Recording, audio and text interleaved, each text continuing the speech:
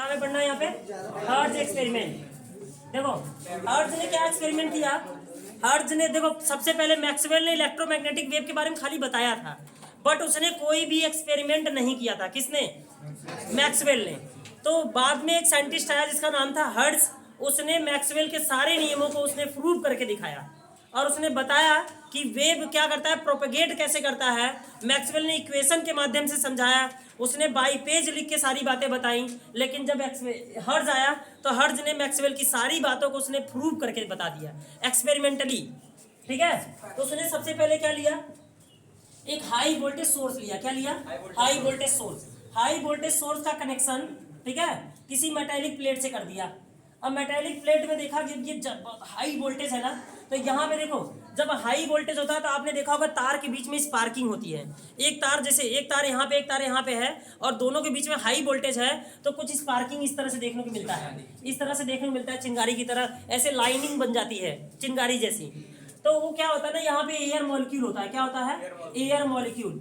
वो air molecule क्या होते हैं ना, वो एयर मॉलिक्यूल क्या भंजक हो जाते हैं, उन्हें ब्रेक डाउन हो जाता है एयर मॉलिक्यूल का। क्या हो जाता है? Air molecule high voltage source के बीच में आने की वजह से उसका क्या हो जाता है, ब्रेक डाउन हो जाता है। मतलब एयर मॉलिक्यूल टूट जाता है, कई कणों में टूट जाता है और उसमें ब्रेक डाउन होने के कारण इस एयर मॉलिक्यूल में भी स्पार्किंग देखने को मिलता है। जैसे देखो एयर में कुछ छोटे छोटे पार्टिकल होते हैं, कण होते हैं, वो बहुत छोटे छोटे जो एयर गैस के कण होते हैं उनको क्या कर देता है, वो ऑसिलेट कर देता है, उनमें भी मोशन ला देता है। समझ गए? उनको जब ब्रेक डाउन कर देगा एयर मॉलिक्यूल को, कुल मिला के एयर मॉलिक्यूल को ब्रेक डाउन कर देगा तो यहाँ स्पार्किंग देखने को मिलती है। क्या? ऐसे चिंगारी देखने को मिलेगी। क्या देखने को मिलता है? चिंगारी। ऐसे ऐसे चिंगारी बन जाती है। दो वायर के बीच में जब स्पार्किंग होता है तो क्या बन जाती है, चिंगारी बन जाती है। तो वो चिंगारी यहाँ बनी है। तो हर्ट्ज ने क्या किया, एक कॉइल लिया बगल में, इससे थोड़ा सा दूर पे कॉइल लिया, क्योंकि यहाँ क्या हो चुका है, यहाँ एयर मॉलिक्यूल है और air molecule high voltage source के बीच में आने की वजह से पूरा एयर मॉलिक्यूल क्या हो गया है, पूरा भंजित हो गया है, पूरा टूट गया है, कई पार्टिकल में टूट गया है, उसका ब्रेक डाउन हो गया है। ठीक है ना, जिसे कोरोना इफेक्ट भी कहते हैं। क्या कहते हैं? Corona effect. एक शब्द आता है corona effect. Accumulation of the electron on the surface of the conductor. जब कंडक्टर पे जो सरफेस पे जो इलेक्ट्रॉन होते हैं वो अगर एक्यूमुलेट हो जाए, इकट्ठा हो जाए, समझ गए? और ये देखो ये कंडक्टर है और कंडक्टर पे जो चार्ज होते हैं वो इकट्ठा हो जाते हैं, एक्यूमुलेट हो जाते हैं। और जब वो एक्यूमुलेट होते हैं तो हाई वोल्टेज के सोर्स में आने की वजह से वो जो एयर मॉलिक्यूल के साथ में आने की वजह से, संपर्क में आने की वजह से उन एयर मॉलिक्यूल के साथ उनका ब्रेक डाउन हो जाता है। क्या हो जाता है? टूट जाते हैं।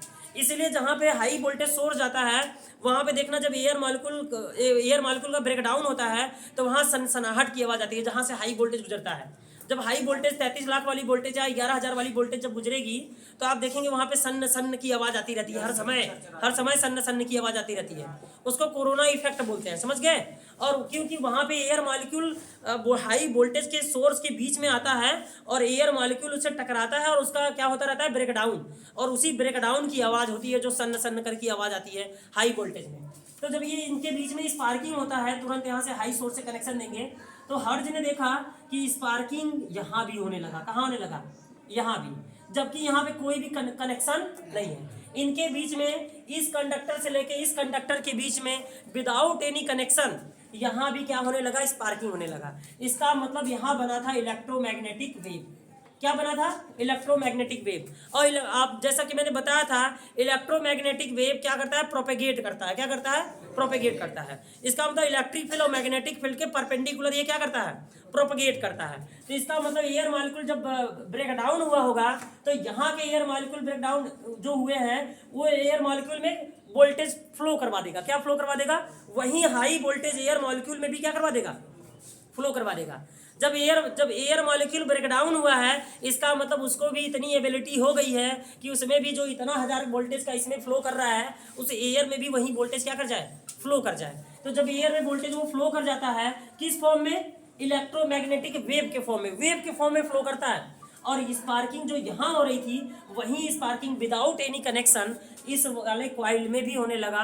इसका मतलब प्रूफ हो गया कि इलेक्ट्रोमैग्नेटिक वेव प्रोपेगेट करता है। मैक्सवेल के सारे एक्सपेरिमेंट को प्रूव करके बताने वाला जो साइंटिस्ट था वो कौन था, हर्ट्ज था। ठीक है, तो ये था हर्ट्ज एक्सपेरिमेंट। इसके बारे में आप नोट डाउन कर लेंगे विद डायग्राम। ठीक है, बस अब चैप्टर खत्म।